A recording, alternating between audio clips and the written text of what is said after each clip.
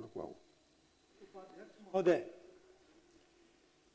बिहार में 2026-27 का यह वित्त बजट पेश किया गया और पूरे धमाके के साथ ऐसा दिख रहा है कि जैसे बहुत बड़ा बजट सरकार की बहुत बड़ी उपलब्धि के रूप में पेश किया जा रहा है।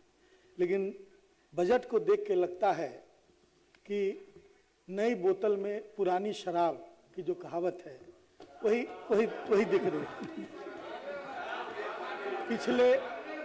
पिछले कई वर्षों से शांति बनाए वही बातें बार बार रिपीट की जा रही है।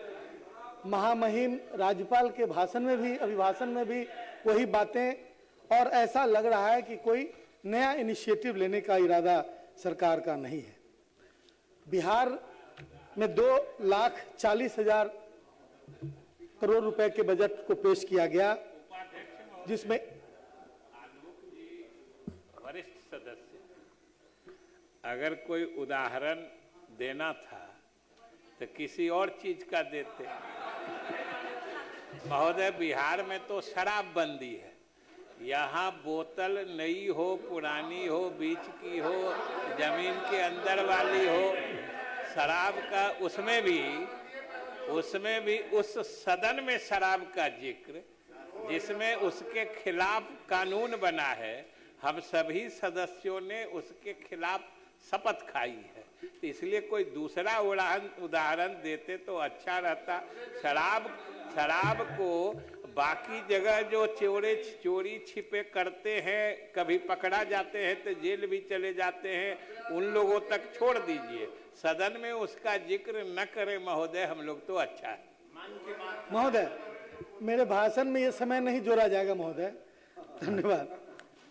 महोदय, सरकार ने 3,47 लाख करोड़ के बजट को पेश किया और बार बार ये कहा जा रहा है कि 2005 में ये बजट था।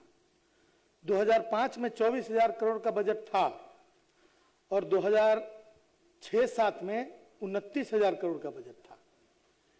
इनको यदि तुलना करना है तो अपने ही कार्यकाल के 2006-07 के बजट साइज से इसकी तुलना कर लें, और उसके कई कारण हैं। वर्ल्ड बैंक का दरवाजा उस समय नहीं खुला था। जब खुला तब पूरे देश के राज्यों का बजट बढ़ने लगा।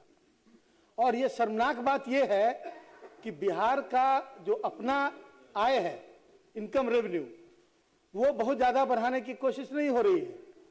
केंद्र पर निर्भरता इतनी ज्यादा है कि इस बजट में यहां से लेकर प्रधानमंत्री और केंद्रीय बजट का ही जिक्र ज्यादा है। तो ऐसा लगता है कि इस निर्भरता को कम करना बहुत जरूरी है। केंद्र की सरकार की जो पॉलिसी यदि बदलेगी तो फिर बिहार के आर्थिक नक्शा भी बदलने की संभावना दिख रही है।